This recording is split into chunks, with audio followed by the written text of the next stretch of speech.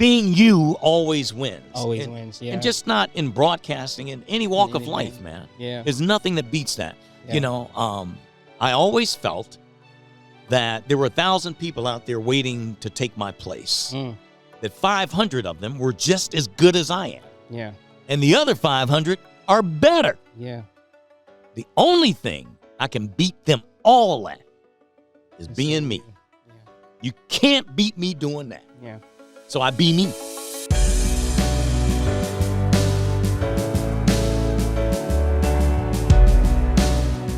Yes, indeed. We are back. Listen, today's guest needs no introduction. He is an icon, a living legend, the first urban radio personality to earn over $1 million in salary without syndication. He is Billboard's radio personality and programming director of the year. On October 29th of 2020, he was inducted into the Radio Hall of Fame. Listen. For over 30 years, his sultry voice, warm smile, and piercing green eyes has entertained us.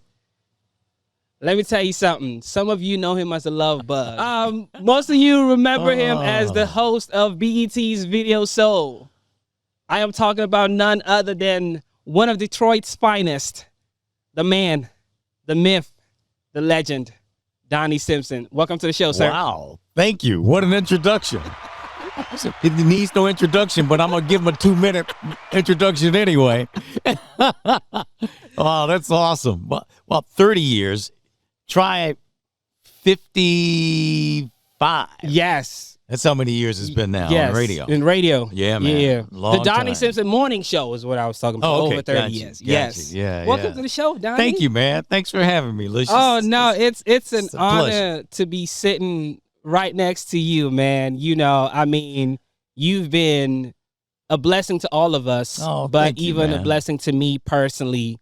You know, I always say that Donnie, I remember when I got furloughed in 2020, Donnie was one of the first people to call me just to check up on me. Yeah, Make man. sure I was Yeah. good. And Yeah. even the deal that we had, my company had with, Podville Media, Podcast Village, you made that happen. Yeah. You set up the meeting with Oscar, so I really appreciate that, man. Well, man, you're a good brother, man. yes, sir. You know, we got to look out for each other. Thank you.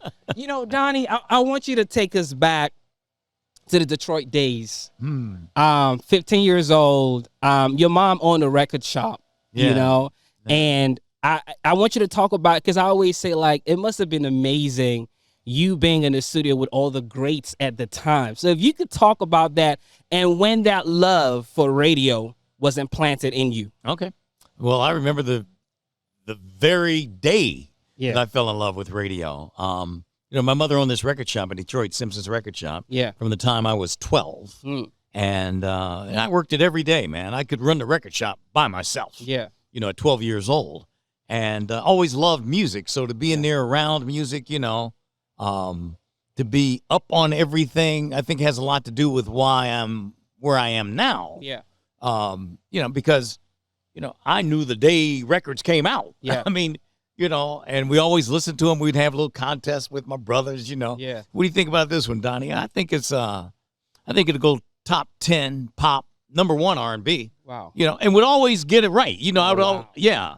And so anyway, one day my mother had a live broadcast with one of the local DJs. His name was Al Perkins, the Percolator. And he came in one that did the show on Saturday afternoon. Yeah. And he had a little portable mobile booth that just drove up. It was Yeah. glass enclosed, and he's doing his show from there. Yeah. And he invited me to come in and do the specials twice an hour. Yeah. We got the Temptations' greatest hits on sale for $2.99, whatever. Now, prior to that, people would always come in the record shop and go, "Man, you sound like a DJ. Wow. Or you ought to be a DJ." It was in one ear, out the other, man. I wanted to Yeah. be a Baptist minister. That was my first ambition in life till I ran into George Clinton, got sidetracked. But, that day when I went in the studio, then people would come in and go, "I heard you on the radio, man. You sound just like a DJ." I was like, wow. But the thing that really did it for me was just watching him do his show. Man, he's got his headphones on. He's sitting there, man, and he's grooving, patting his feet to the music and stuff, man. I was like, man, I could do that. I want to do that. Yeah, yeah. Right there. That was the day I fell in love with radio, man. Yeah. And prior to that, this young lady named Labrina, Labrina Price was her name, used to always come into the record shop and ask me to join this radio station's group called the WJLB Soul Teen Reporters. Yeah. They had one reporter from each public high school in Detroit, but they didn't have one from my school. Got it. Didn't be. So she wanted me to do it again, in one ear, out the other. I didn't have any interest. Man, the next time she came in there after that day I did the broadcast, hey, Labrina, let's talk. And so I went and joined the WGLB Soul Teen Reporters. They accepted me. Yeah. And the very first report I did, the DJ recorded me. His name was J. Hugh Mumphrey. Yeah. The cat daddy-o. Tracking on your raggedy radio. And so Cat, as soon as I did my first line, he just hit stop. And he looked over his glasses at me and he said, you have got to be in radio. Oh, man. Like that. It was just, what a moment. I mean, it's the first time I was ever recorded for radio. And I get that kind of response from a professional that's doing it. And, man, in, God, no time at all. Yeah. In 3, 4, 5 months, I was so popular from doing these teen reports. Yeah. And, it was a 60-second spiel that ran once, maybe sometimes twice a day. Yeah. And, it was like, hey, this is Donnie Simpson from Denby High. And, don't forget cap and gown measurements are next Friday. We got a bake sale Tuesday. We beat Pershing High last week, 50-40. The lovers of the week are, and our number one song is, that kind of thing. Yeah. And but because I was this kid with this heavy voice, I got so popular, man. I was more popular than most of the DJs from doing 1 minute a day. Wow. And so they started putting me on Saturdays for 3 hours from like noon to 3 or something like that. And I did that for about 3 or 4 months. And then they asked me to sit in for the guy who did 7 to midnight? Yeah, 7 to midnight. No, 8 to midnight. Okay. To do 8 to midnight every night. Yeah. They wanted me to sit in for him. They'd just gotten rid of him, and they wanted me to sit in for him for 1 week to give them time to find somebody else. I sat there for 7.5 years. Yeah. Yeah, man. It was just, it was incredible, bro. I'm telling you. To be in Detroit during that time, man, it was. You was with the greats. With the greats. Oh, my God. Man, I'm 16, 17 years old. When I started full time, I was 16. Yeah. Because I was 15 when I first started, but by the time I was doing full time, I was either 15 or 16. Yeah. But I couldn't even do my whole show live. Wow. Because the law wouldn't allow me to work until midnight. Yeah. I had to be off at 10:30. Yeah. So I would have to go in after school, record my last hour and a half, go home, do my homework, have dinner, go back to the station at 8, go up live from 8 to 10:30, put up the tape and leave. Yeah. And, but man, I would be doing the show and Eddie Kendricks from The Temptations would stop by and this happened 3, 4 times where Eddie just came by. He's just sitting there kicking it with me. I'm not interviewing him. He's not on the air. He came by with a 6-pack of beer. I don't drink beer. I'm 16. Yeah. But he's just hanging with me, man. That was Detroit at the time. I remember playing a Smokey Robinson set of music, like 4 or 5 songs, right? Yeah. Smokey calls on the request line. Smokey calls. Hey, this is Smokey, baby. I'm listening to you, man. I put him up and did an interview with him on the air. Same thing happened with, who else did that? Smokey and somebody else. Was it Aretha? Who was it? I can't remember. Yeah. But that was just Detroit. Yeah. During that time, man. I feel like Detroit is a true renaissance. They talk about Harlem Renaissance, but I feel like Detroit is a true renaissance city. Though. Yeah, man. No question. Home of Motown. And Motown was so hot. It was, I would do sock hops at high schools, man. And I had the Temptations with me. Yeah. Just that was Detroit. Everybody was there. Yeah. Everybody was there, man. I would look out my window. Marvin Gaye is running down the street with his hoodie on. Seriously. Yeah. And we became friends. Oh my God, man. It was just It was magical. I was with Ronnie Banks of the Dramatics one day, and Ronnie's a falsetto singer, and he said, "Oh man, there's Marvin going in his house." I said, "Oh," cool. He said, "Man, let's stop, say hello to him." It's like, cool. So we stopped, man, and Ronnie introduces me to Marvin, and Marvin says, "Yeah, man, I listen to you every night." I was like, "Wow, how cool is that?"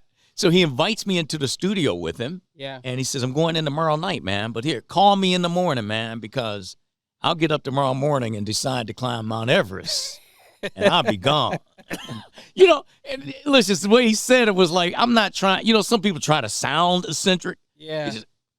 I'm just telling you, dude, that's how I am. Right, And went into the studio with him. I mean, how great is that? Yeah. To have spent time in the studio with Marvin, man. Yeah. You know, It's just amazing. It was Detroit, man. But then 77, you came out to DC. Yeah, came to the D. Back then it was to the DC, to the not DC. the D. D to the DC. Back then it was WRC FM, I remember, but now it's KYS. Like back well, it was when KYS then. When Okay, I came, cool. it was WKYS. It was KISS. Okay. Yeah. Okay. But before that, it was Before- WRC. I was about to say, yeah, before FM. the WRC.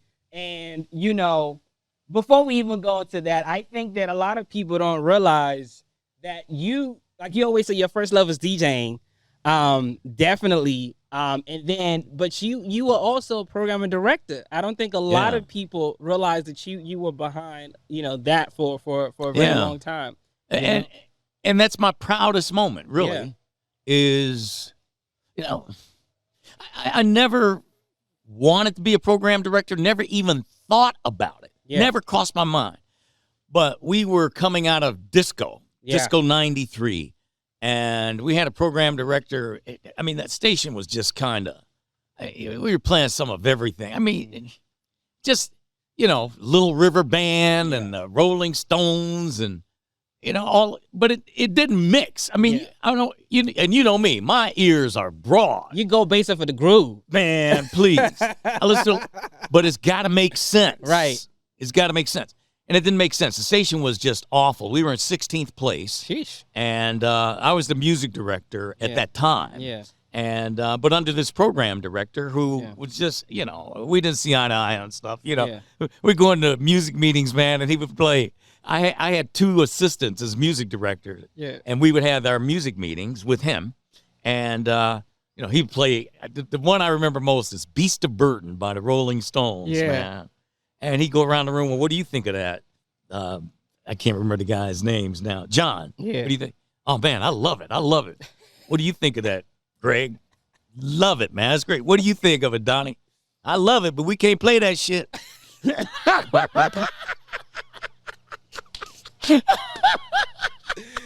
Just straight up like that. I mean, man, black people don't want to hear that. Right. I'm telling you. You know, and he got tired of that. And I get it. He got tired of that. So he asked for my resignation as music director, and so I obliged him. And then I didn't go to work for like 3 days, man. I was just, you know, as a matter of fact, I found another opportunity. I was going to leave and go to Los Angeles. And, but the general manager intervened and called me one day, and I took his call. Prior to that, I mean, the program director kept calling here, and not here. It was a different house then, but Pam would just say, hey, he's not here, whatever. General manager called and asked me. I said, all right, I'll talk to him. Yeah. And so he said, would you have dinner with me tonight? I said, yeah, let's do that. So I sat down and had dinner with him and told him how I felt about the station. Yeah. It was just awful. I said, we're in 16th place. Yeah. I said, I'm not used to that. Yeah. I'm used to number one. Yeah. That's what we were in Detroit. Yeah. You know, and he said, well, what's wrong with the station? So I listed all these things, man. No community involvement. You know, the music is just messed up. Just a number of things that I listed. And then he says, would you put that in like an outline form for me and we could meet tomorrow? I said, yeah, sure. So I did that, went home, made a tape, showed him why I had certain music. I told him how I had an argument with the program director about Brick House by the Commodores. He wants to argue with me that it's a ballad. The biggest dance record of the year is a ballad to this guy. How is Brick a ballad? I mean, really. Where do you begin a conversation with somebody who thinks Brick House is a ballad? Yeah. Yeah. So anyway, the next day, I went in and met with the general manager, gave him the outline, gave him the tape to show him why I had music where it was. And he said, okay. He said, well, would you implement this for us? Yeah. Like, what do you mean? He said, I'm going to make you program director. Yeah. Would you implement? I had no idea he was even considering that. Yeah. I'm just trying to help. Yeah. You know? And, man, I thought about it for a minute or two, I guess, and said, sure. You know? Even though I had never had, man, all I ever wanted to be was a DJ. Yeah. I love doing my show and going home. I love being the last person on the list of people to call if something goes wrong. Yeah. I can't do nothing for you. Right. I just do my show. You know, really. But I think that's why I've had the success that I've had, because I've always had this laser focus. Yeah. I'm on the talent side. Yeah. That's what I do. Yeah. I don't want to do anything else. But I did this because man, wow. He said, go home, come back at 3. Yeah. I will have made the change by then. I went home. He fired this guy. I came back. I was the program director. You talk about one incredible day, man, going into that studio saying, this is out, this is out, this is out, this is in, this is in. Man, that station skyrocketed, bro. Jeez. In 9 months, we went from 16 to number 1. Wow. You know, and the coolest thing was that it was NBC's first ever number 1 radio station. Wow. Anywhere in the country. Wow. It never had a number 1 radio station. Wow. And I mean, we were just number 1, man. It was just crazy how big that station became, man. It was, we were number 1 in every single demographic. Wow. Every single demographic. I don't care what you looked at. Kids, 12 to 17, adults, 25, 54. Didn't matter. Number 1, man. Yeah. So that's why I say it was my proudest moment. Because it seems like everything else pretty much was singular for me. Mm-hmm. This was, I hired the DJs to put this group of people together, a team, to create this 24-hour vibe. Yeah, that was just cool. Yeah, KISS was a cool station, man. Yeah. There's still websites dedicated to its memory of what it was then. Yeah, it was just something that's real cool, man. I gave the jocks a lot of freedom, let them, because I believe in talent, man. Right. I'm on the talent side. Yeah. I'm on the talent side, man. I mean, program directors, to me, you'll be amazed what you can get out of people when you let them sign their work. Mm. Instead of just implementing what you think is good radio. Right. Yeah, I mean, I can get into that. I don't want to get into it too deep, but it just frustrates me what radio has become. Yeah. I grew up under a different thing. Yeah. We all had freedom. Yeah. And I still do, as you know. I mean, and it's just like everybody says, you're the only one. Yeah. And that doesn't make me proud. Yeah. It makes me sad. Right. And it's funny you brought that up, because I meant to even ask you down the line, but I'm glad that you touched on that, because you've been in the game a long time. Yeah. And it's an industry that's continuously evolving and changing. And I'm curious to know, how have you been able to maintain your lead and you keep winning and keep going all these years? You know what? Wow. I guess it's as simple as being me. Mm.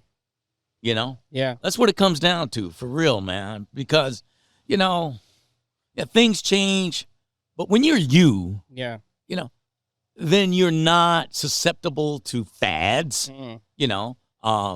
Hip hop comes in, first of all, I'm open to it. Yeah. I play whatever. Yeah. I mean, I like music, man. Yeah. So I hear that, and I don't mean to make it sound like like from the beginning, I didn't think that it would last. Yeah, I didn't. I thought it was just a fad. Mm. Here it is 50 years later now. Yeah. Wow. Boy, was I wrong on that. Yeah. Okay. But I didn't resist it. Yeah. I was always open to it, man. I'm open to everything. Yeah. It's like I've always felt that when you make that statement that they don't make music like they used to, you're done. Wow. You're done. Because you're right. First of all, they don't make music like they used to. They never have, and they never will. Yeah. It's always changing. Yeah. It's always changing.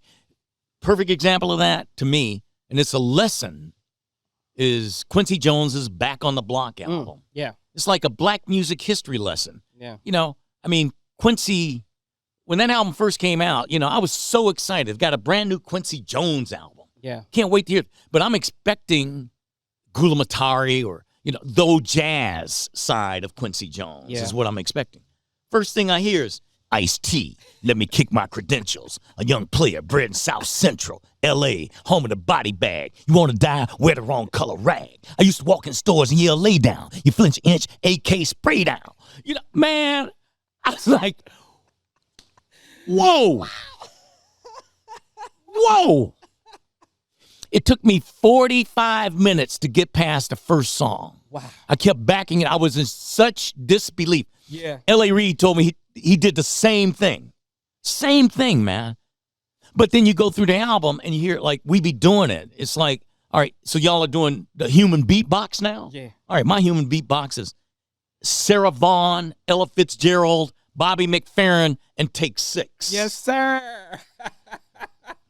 So it's just, if this is what you're doing, how can I adapt to it? You know, how can I use it in what I do? Yeah. And so that's it for me. That's you know, that's kind of Quincy's approach to music is my approach to radio and television. It's whatever's new. Yeah. I'm cool with it. You know, if I can hear it, maybe there will come that day where I'll go, I just don't get it anymore. Yeah. But it hasn't happened yet. It hasn't happened. You know, I mean, you know, those radio stations that used to go, you know, man, we don't play rap. Yeah. I go, wow. So you don't know Biggie's flow?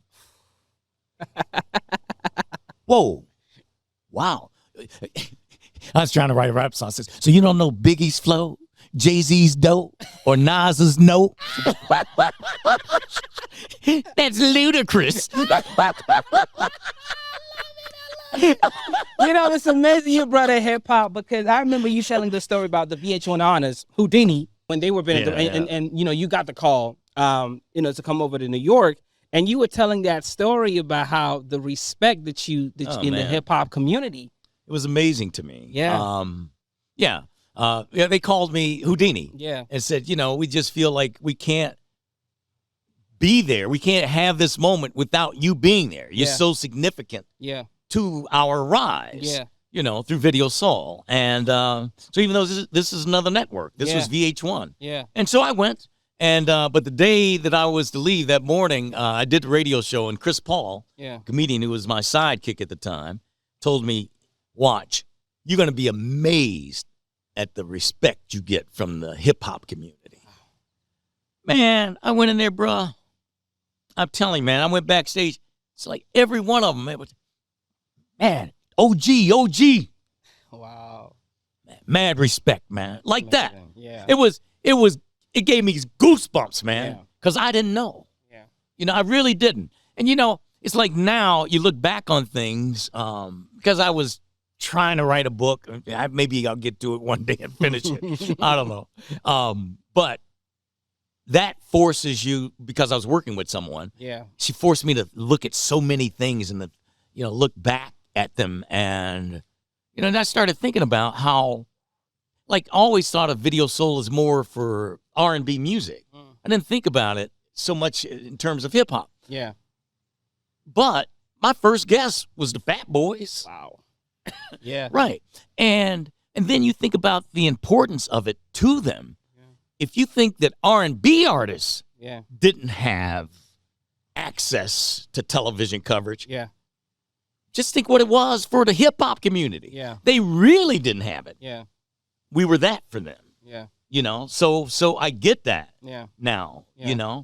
And, I was talking, I had a Big Daddy Kane on just like 3-4 years ago. Yeah. So, right before the pandemic. And it was just so amazing because he said something to me was just so shocking. He said, man, he was just showing respect. And he says, man, Donnie, what I loved about you, man, you always showed me respect.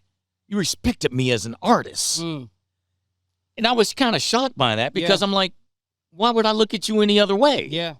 But it wasn't always that way. I mean, for, a a lot of them weren't respected. You know, I respect everybody. Yeah. You know, I mean, not just artists, people in general. Yeah. You know, everybody's the same to me. Yeah. It's amazing. You talked about video, so that's a good segue. Yeah. When you got that call from Bob, in '83, I think it was. Yeah, I guess on '83, something like that. Yeah, when it was when you got the call. I remember you were saying you were initially hesitant to. Oh yeah. Why was that at the time? Because I know you said something about image and branding and what that meant to you. Yeah. Well, I've always felt that I have to be extremely careful about what I get involved in because I'm only image. Wow. I can't give you 20 rebounds a night. Wow. It's all image. Yeah. I mean, it's real. I don't mean to make it sound like it's something other than what I am. No, but I think it's key because you were way ahead of the game because you were talking about image and branding back then. Yeah. Now everybody's brand, but you were way, at that time. I was always aware of that. Yeah. To me, everything that I got involved in, I wanted it to be top shelf. Always. I don't care what it is. Yeah. It should be top shelf. Yeah. I remember the promoters used to give us tickets for concerts back at KISS when I was program director. Yeah. And I found out these are nosebleed seats, and I went to them, no more. Yeah. Best seats. Yeah. Or we don't give them away. We don't promote the concert if we don't because if a listener goes and they get nosebleed seats, then they come back and go, man, I got some tickets from KISS, man. Man, I don't even... Michael Jackson might not even been on the stage, man. I couldn't even tell if it was 4 or 5 of them. I was so far back, man. I don't know. It would be better for you never to have given them a ticket than for that to happen. Yeah. Really. It's better. And so that's a simple thing, but that's the way I've always felt, that you gotta, it's always top shelf. So when BET called, I was hesitant for 2 days because BET in its infancy wasn't a very pretty baby. It wasn't. It was new. It was, they didn't have any money. It was, it just did not look good. But what it came down to for me was that this is our first black television network. Yeah. If you've got something to offer it, you gotta do it. Yeah. Let's go. Yeah. And that was it. It was as simple as that for me. Yeah. And I'm glad I did, man. I mean, what that thing gave me, man, just, in terms of, it gave me something radio could never give me. I could be syndicated on every radio station in this country and not have the reach that BET gave me. Yeah. It put me in every nook and cranny of this country and several other countries. Yeah. And that's invaluable. Yeah. And to have Bob Johnson say that there were many days when we didn't think we would make it. But this man put this network on his shoulders and carried it. Without him, there would be no BET. Man, you know how rich that is? Yeah. I mean, seriously. Yeah. Like money and please.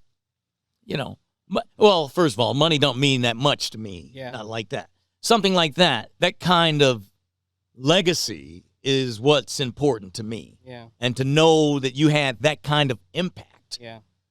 And help make the first black billionaire in the world. Yes, sir. Yes, sir. Yes, sir. And oh man, it's amazing you talk about what it meant to you, but even what video so meant to the culture. It's amazing. All the people, I mean, that we had, and I would just go over some names, and you just share a little bit of story about, your memories about them. I know Whitney for sure. Oh my goodness, yeah. Whitney Houston. Oh my God, love that woman, man. Loved Whitney, man. Yeah. I got to tell you, one of my coolest moments with her, I was at her, was it 25th or 30th birthday party? I'm not sure. Yeah. At her house in New Jersey, man. And, I was out back. I remember walking around the property with Bobby Brown. Yeah. They weren't even hooked up then, you know? And Bobby's like, man, look at all this, Donnie. This is 2 albums, man. I said, I know. 2 albums. So, but the coolest moment was I go in the house and So we're in the kitchen. Yeah. And she gets a phone call, and so they call her to the phone, and she picks up the phone, and she goes, and she shares the phone with me like that. Yeah. It was take 6. Yeah. Singing happy birthday to her. But what was cool about it was that she cared enough to share that moment with me. Yeah. It was really cool, man. It was Yeah. awesome. Whitney was an awesome person, man. Just really down to earth, real. I loved her, man. And of course, we would never forget that moment. I think it was Aretha Franklin was singing, and I knew you were going to. I started crying. Yeah, man. I started crying. That was the first and the only time that happened to you, Donnie. Oh, no question. Yeah. No question. Well, it was just so deep for me. Here I am. It's a 2-hour special we're doing with Aretha from her home in Detroit, or just outside of Detroit. And, I'm sitting there. She started singing The Makings of You, the Curtis Mayfield song. Add a little sugar, honeysuckle land. And I just lost it. I just start crying because here's the greatest voice I've ever heard in my life singing one-on-one into these ears. Right here.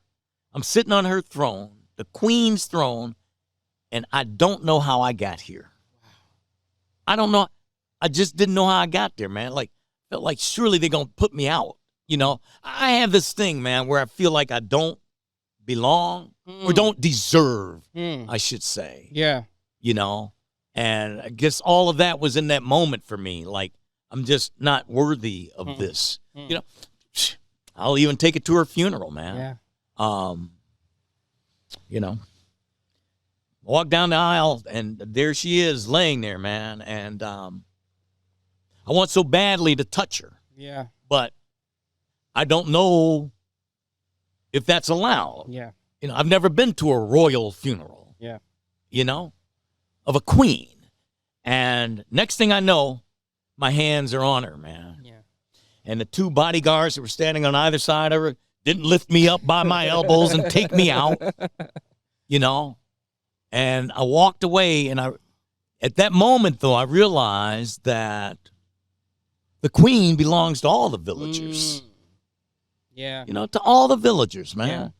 Yeah, you do have that right. Yeah. She is your queen. Yeah. So, but God, loved Aretha. There's never been anyone in my life that moves me musically like Aretha. Yeah. I had an argument with my best friend one night. Well, sitting right here, as a matter of fact, about Aretha Franklin and Whitney Houston. Yeah. And I'm telling him Aretha Franklin's greatest voice ever, and he's telling me it's Whitney. So finally, he plays his musician card. He's a musician. I won't tell you his, but he says, I teach voice. I said, well, I hear soul.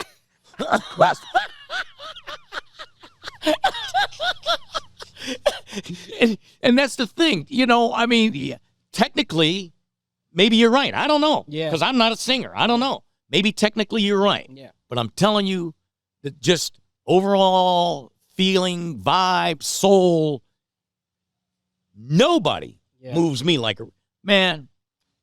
Almost every morning I'm walking, listening to Aretha, crying. Wow. She makes me cry, man. She's just so amazing to me, man. Yeah.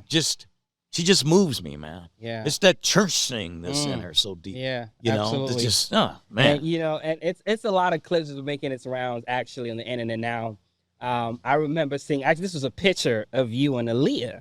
I have it saved somewhere on my phone. Yeah. And, I know you have this story of how she was supposed to be on the show, didn't make it, and sent you a plant. Yeah. You said, yeah, it's how long because she did was you so keep that for? apologetic. Yeah. That plant lived for about 13 years. Yeah. And, long after her. Yeah. And it meant so much to me to see this plant in my house every day, because I had a piece of this sweet young sister, man, in my house, man.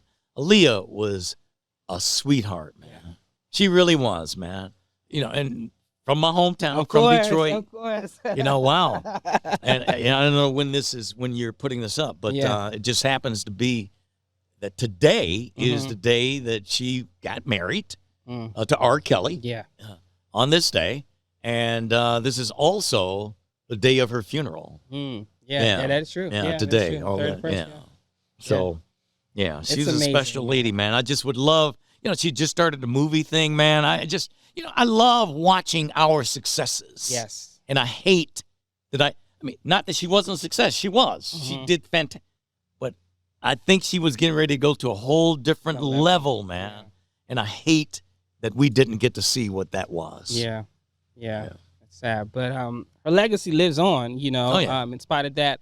And, it was interesting because I think you had everybody on video. So there were like only 2 people that you didn't have on. I think it was Michael and Prince. That's it. Those are the only 2. Already. No, never had either of them, man. Prince, and you were great friends with both of them. We were friends. Yeah, we were friends, man. But, it's so funny how the producers would say, like, God, you were with Prince last night and didn't ask him to come on. I said, I don't book guests. I love that. And that's by design, Lucius. I'm just, I've always felt that I never wanted to ask my friends for anything because when I call, I don't want them to be like, damn, what does Donnie want now? Yeah. If I call, man, I'm calling you. Yeah. I'm just calling. Yes. Yes. That's it, man. That's that genuine connection. Absolutely. Yeah. If you're to be on the show, then somebody else will call you to do that. Yeah. I'm not going to call you to do that. You have a funny Prince story. I think it was after the show with David Bowie, and then they were doing a show. The time, they were doing a show. Yeah. Well, David was on Video Soul with me. Which shows you, again, the reach of that show. Yes. To have David Bowie and Phil Collins and, it was incredible. Amazing. It was incredible. But so after the show, me and David Bowie are talking, and he's telling me that he's going to Minneapolis that Friday. This was on a Wednesday. Yeah. So I said, I'm going to Minneapolis Friday because I was going a Video Soul reunion show with The Time. Yeah. And so he said, well, you ought to come to the show. I said, I would love to. So I call my boy Sugar Ray Leonard. There's too much name dropping. Yeah. But that's another legend. Ray's my boy, man. That's my boy, man, for life. And so I call Ray. Say, Ray, man, I'm going to Minneapolis Friday, man. You want to come hang out with me? Yeah. So, yeah, man, let's go. So me and Ray go. And so David had us set up at this sound engineers board. Yeah. And it's just like a dozen seats sitting there. And so as we're going to our seats, I bumped the lady in front of me, and I said, oh, excuse me, ma'am. And Prince turned around.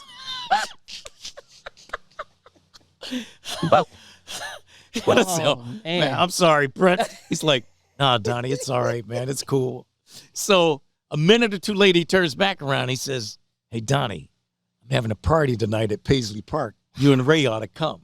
I said, cool, man. We'll go. Yeah, absolutely, man. Yeah. We'll be there. Yeah. So we go, man, it can be but 12, 13 people there. It's me and Ray, David, and 3 of his band members, Kat, who was Prince's dancer at the time, and maybe closer than that, whatever.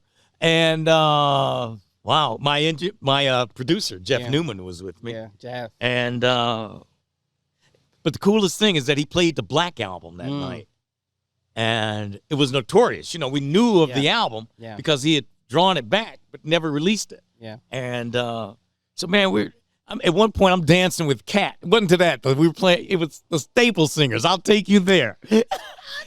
And she's grabbing props and stuff. She's got a cane and an umbrella. And I was like, I'm out of my league here. I'm so far out of my league. But I was telling Prince that night, man, what a groove this is. And do you know that came back to me from him probably 3-4 years later? I don't remember where we were, but he says, you're the reason I didn't release the Black Album. Wow. I said, what do you mean? He said, do you remember what you said to me that night at Paisley Park? You said, this is such a groove. Man. And I was about so much more than that. And I was like, wow, is he trying to be funny? Whatever. He remembered it because that's exactly what I said. Yeah. And I don't think he was trying to be funny, man. But and then now let's fast forward to now. I think about it all these years later and go, God, I wish I would have thought to tell him. Groove is all I hear. All you. I just hear groove and vibe. Where's it? Lyrics, I have to make a conscious effort to hear them, unless you're going through something. When you're going through something, you hear everything. Yeah. But, it's like, you shouldn't have based that on me, bro. I'm just discovering Motown songs. Oh, that's what they were talking about 50 years ago. Yeah. So, yeah, but Prince was one of a kind, man. Yeah. It's still hard to believe that he's gone. David Bowie's gone. Yeah. Wow. Aretha, Michael, so many people that we've legends, talked about. Man.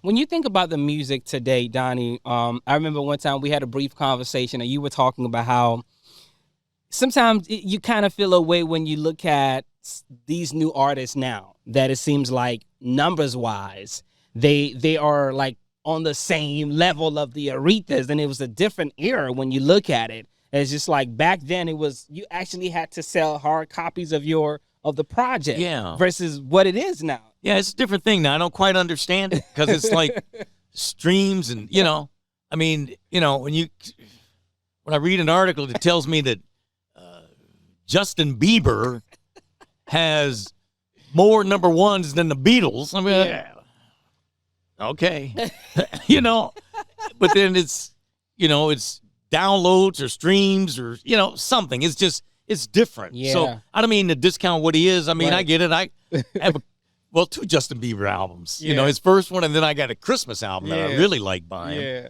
And, but it's just a different set of numbers now. That it's not like baseball. You can't compare 60 home runs today to 60 home runs 60 years ago. Yeah. You can in baseball, Yeah. but you can't in music. It's a different thing to me, Yeah. But I will say this, that forget the numbers. When I think about a Prince or a Michael, and you look at what Beyonce is doing right now, or Taylor Swift, it's amazing to me, man. Yeah. It's amazing. Just now I look at their numbers, and they're talking about when they come to town, how it affects the economy Of course. of different cities. Yeah. Yeah. That's crazy. Yeah. That's awesome to me. And, I don't know Taylor. I never met her. I adore her, though. Yeah. I have a couple of her albums, too, and like what she does. But what I really like about her, and the reason that I really adore her, is because of that battle to own her music. Yes.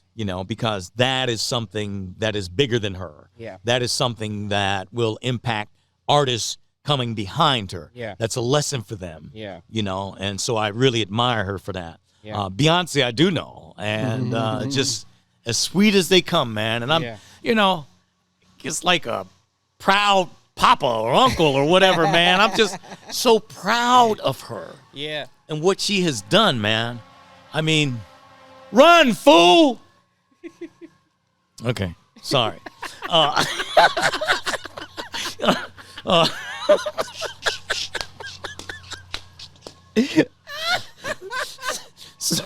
Oh, man. But Beyonce, man, is such a sweetheart, and just to look at what her husband has accomplished, Yeah. Jay-Z. Yeah. Rap. So many people want to put it down, and I just never have understood that. Yeah. I mean, I look at one thing you got to say about the hip hop community, man. They've taught artists how to make money. Of course. I mean, these guys have wines, champagnes, Clothing lines, clothing lines, video games, TV networks, Revolty, all that stuff. all kinds of stuff. It's unbelievable, man. Yeah. It was never like that for the Temptations and the Four Tops. Yeah. So you got to respect that, if Yeah. nothing else, man. That hustle from the streets, Yeah. they brought it to business. Yeah. And I have mad respect for that. Absolutely. Donnie, I'm interested to know because, Video Soul came back June of this year, actually. And I know that's something you've always wanted to do. And I remember calling you just to say congrats when that happened. Yeah.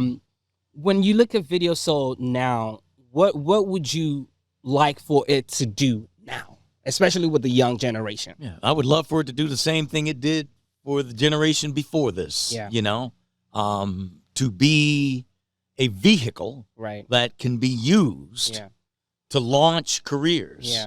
You know, not just that, but I mean, for those that have already had successes, you still want them to come and visit. Yeah. That's what Video Soul always was. Yeah. You know, it was Luther Vandross and Lionel Richie and Diana Ross. Yeah. But at the same time, it was new and upcoming groups like New Edition, Yeah. you know, and ABC. And, you know, I mean, that's the way I see it now. That's what I want it to be. You know, it should, you know, for me, Licious, I've always had this thing that I've been blessed with of being multi-generational in appeal. Yeah. And I think it goes back to what the first thing was that you asked me about. Yeah. When my answer was about being real. Yeah. You know, I never make adjustments like in the newest slang. Yeah. You know, I'm sure it's dope, but I don't use it. I don't use it. You know, Yeah. I don't need to. I don't have to, because at my age, man, I come trying to use the newest slang. You right away, you know that's phony. That ain't me. You know, only slang I can still use is cool. I will say this: I think that's the only one that's withstood the test of time. Of course, cool has made it, boy. Yeah, That's the one that's multi-generational too. It lives. You know, but I guess what I'm just saying is that, you know, being you always wins. Always wins, yeah. And just not in broadcasting, in any walk of life, man. Yeah. There's nothing that beats that. Yeah. You know, I was actually, when I was working on this book, I was toying with the idea of calling it Being Me. Because at that time, it was a guy I was working with that was, and he thought, man, that's the greatest thing. Because he loved this story that I told. And it was this, that I always felt that there were 1,000 people out there waiting to take my place. That 500 of them were just as good as I am. Yeah. And the other 500 are better. Yeah. The only thing I can beat them all at is being me. Yeah. You can't beat me doing that. Yeah. So I be me. Yeah. You know? Absolutely. And it really does work in all walks of life, man. People feel what's real. That's that spiritual connection that we have, you know, when you know it's real. Yeah. And so, you know, I don't put on, man, I am who I am. I'm comfortable with that. I love it. You know? Donnie, I want to know, what's on your plalasst right now? What is Donnie listening to right now? You don't even want to know, bro. You don't really want to know. All right, I'll just give you some of the songs I'm in love with right now. Wow. Wow.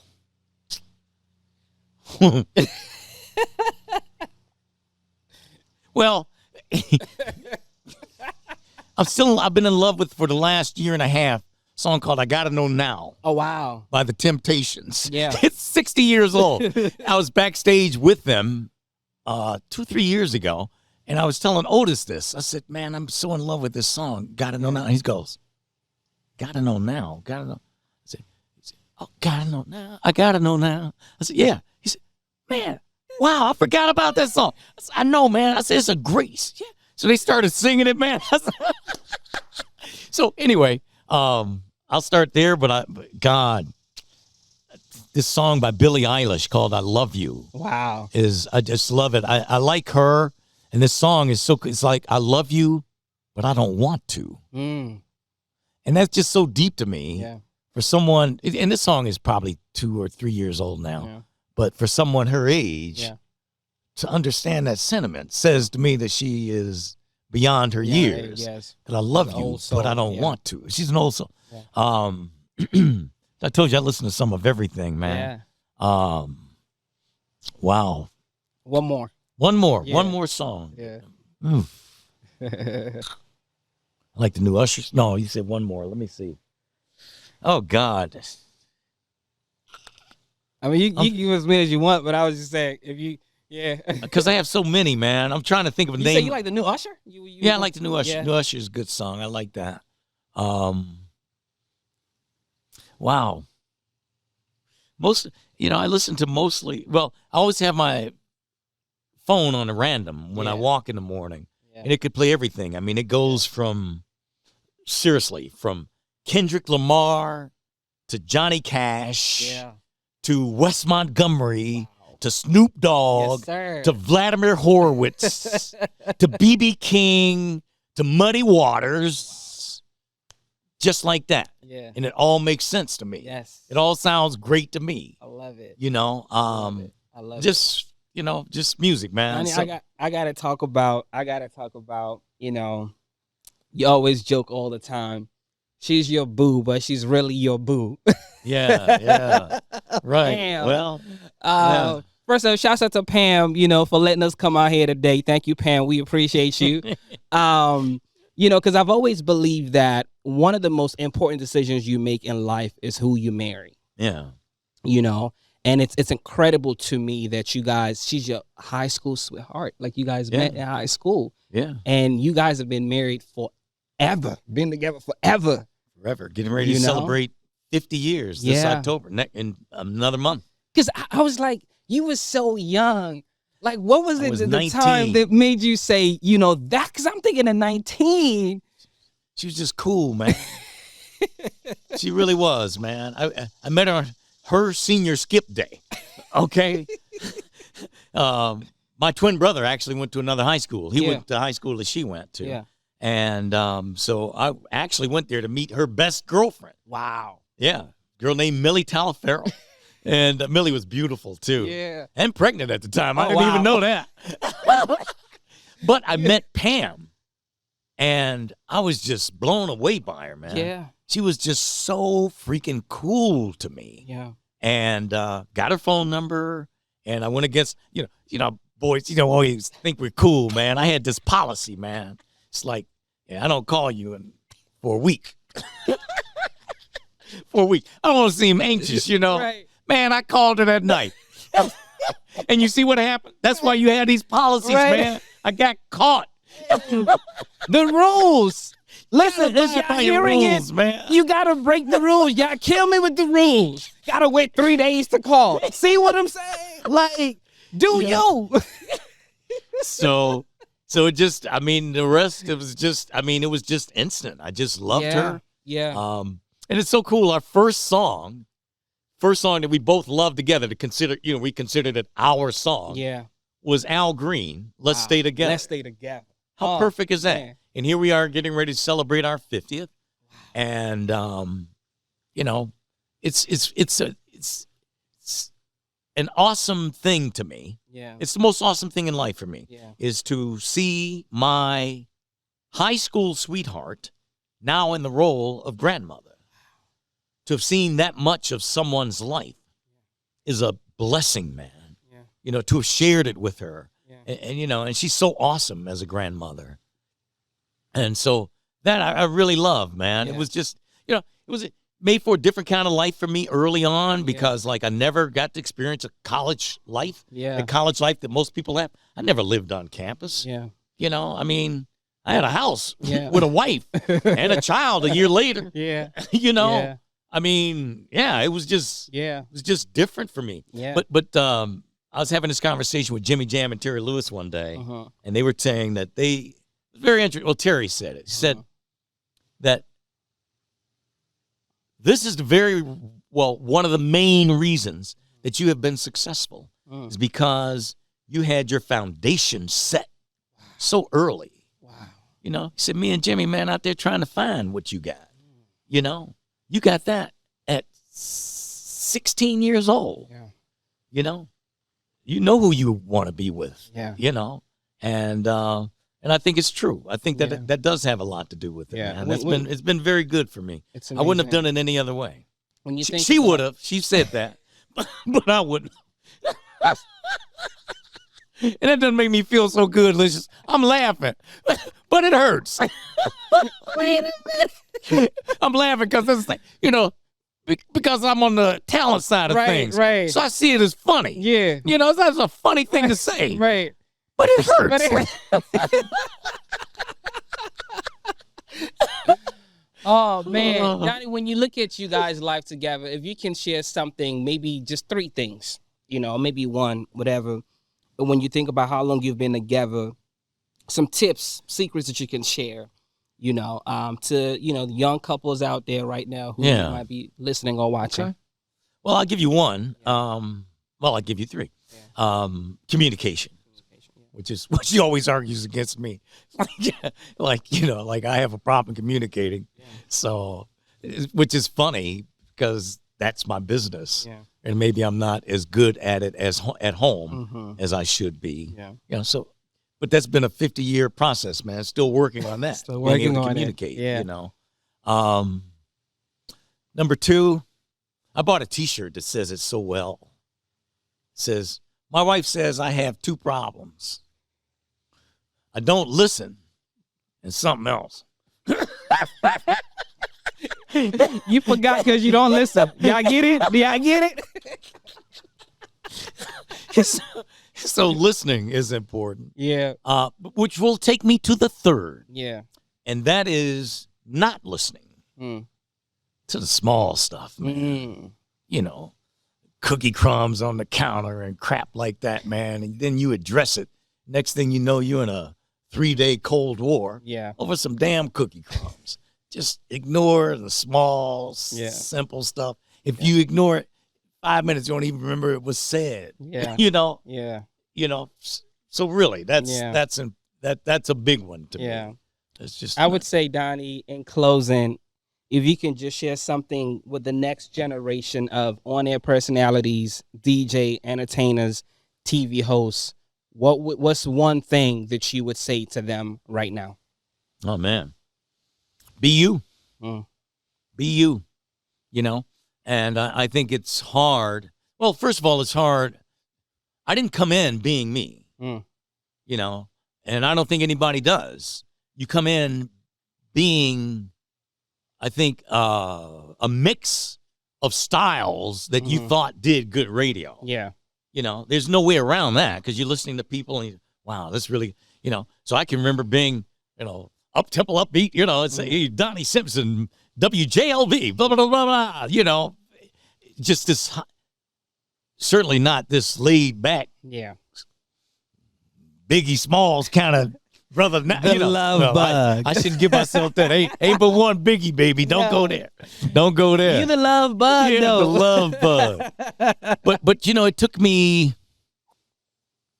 12 or 13 years to find me. And I remember very vividly the morning I was doing my show and felt like, wow, I'm me now. Yeah. I'm not trying to be Cat Daddy-O or Teddy Richards out of CKLW out of Canada.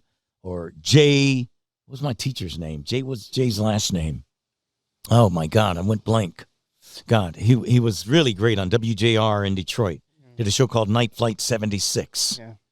And I went, very, very laid-back style. Did that for a while, just trying to find myself. Yeah. And but then that morning, man, that I realized that I am me now,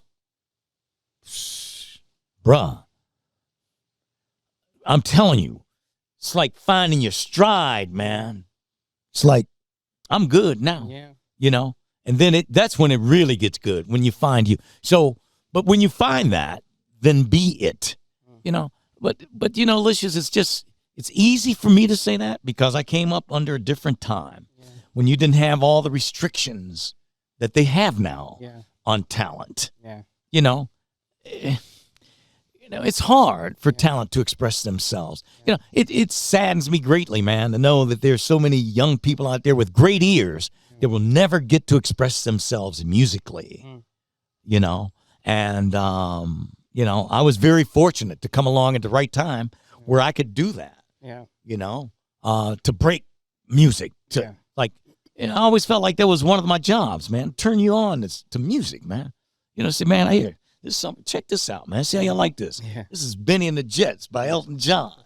And boom, thing just blows up, man. Yeah. I mean, one of the most amazing moments in my career because of being me, playing this song that from somebody I know. Well, they don't really know Elton John, but man, this song, what a groove, man. Boom, and it happens, man. And but I don't know. I hope it changes. but I just wish that talent had that they gave them the space to create. To create. To do and what I they think, do. You're already even venturing into that because my point is like there's now different outlets where they can do that. It's like even with the podcast, and then you launch that in a different outlets now that people can break into the industry. You know? Right. Absolutely. Yeah. Absolutely. It's a very exciting time. I think, especially for like television. I think about it like you look at all the different ways you can bring yourself to people now. Yeah. You know, you don't have to go through that green lighting process that is Hollywood anymore. Yeah. You can take start your YouTube channel, do whatever, you know. You can do your thing in so many ways now, man. Yeah. It's awesome. It is. You know, this is fantastic to me. It's amazing. I'm sitting here with you doing this podcast. Yeah. You know, this is so cool. Look, you know, to see you doing your thing, Thank man. you, sir. I love that. Thank you. Yeah. Speaking of breaking songs, I remember the story of Lionel Richie told the story of Jesus is Love. You know, when he said that song would never be what it is if you did not. And I remember being privileged. Oh yeah, being privileged to be in the studio when you would always end your show with that song. Oh, yeah. Oh, well, man. Wow, that's awesome. Yeah. Lionel is my man. That's my man. He's a cool brother, man. Lionel is so. You know, I always use his name when I talk about, like, you know, people know I've met some of everybody during the course of my life, and that it's been my experience, and I talk to other celebrities that feel the same way. Yeah, that the bigger they are, the more down to earth they are. And I always use this example. I said, Lionel Richie doesn't have to try to prove he belongs on the first rung of the ladder. You already know, right? You already know, right? It's those guys that are on the second rung trying to convince you that they belong on top. Yeah. They're tripping. Yeah. Those that you already know. Yeah. You know what Lionel Richie is, you know? And, but for me, when I heard that album, man, and I'm grooving all the songs and everything, but then the last song was Jesus is Love. Yeah. I was like, wow, this is awesome. First of all, the song moved me so much, man. But then secondly, to think that you close out what is basically a dance album with this song. All right, we're going to dance, we're going to do our thing, we're going to get it in, but let's give it back at the end. Yeah. And that's what I decided to do at the end of my show, was to play this song. And I'll have to give another credit to a woman named Martha Jean the Queen Steinberg, a sister named Steinberg, out of Detroit. She was on the same station I was on in Detroit. And every day at noon, she played a song by James Cleveland called Without a Song. Oh, my God. Man, great song, man. I'm telling you, from the first note when James comes in, man, it's just like goosebumps. Yeah. And she played it every day. And so that's kind of how I got that idea, you know, from Martha playing a spiritual song. That's probably where it was planted. Because I remember getting out of class when I was in college, and I would make sure I was in the car to listen to that song every day at noon, man. I wanted to hear that song. So that became the same thing for me at 9:55 at the end of my show every day. But, man, that song, it became so hot because we were just killing everybody in the ratings, right? At one point, man, it was 3 or 4 stations playing it at the same time. The guys I'm competing with are playing that song, trying to fool people.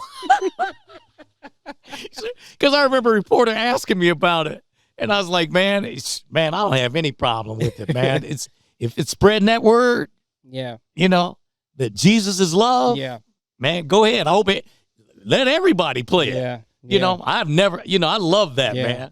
But it just showed the strength of the show too. Yeah. But it's awesome that Lionel remembers that, man. Yeah, of course. He was here for the when he got in, the Kennedy Center honors, like 3 or 4 years ago, and Bob Johnson had a party for him, and I went, and it was so awesome because Lionel was telling his girlfriend about a moment in his career that I was a part of, and that was when he was getting criticized for Sail On. Okay? They were saying he sold out. That he sold out, right. And I came to his defense and wrote a letter to the editor of, I think it was Billboard magazine or Cashbox. I'm not sure which. And they printed it. And in it, I was saying, basically, why do we all have to do the same thing? Yeah. That if this was a flagrant attempt to cross over, I said, man, this Lionel is a country boy from Alabama. Yeah. This is in him. Yeah. And the thing that you fail to realize is that he's helping so many others cross over behind him. Yeah. And I said, man, forget the critics, Lionel. Sail on. Sail on, man. And we're going to close on that note. Thank you so much, Donnie. God bless you, brother. Thank you, man.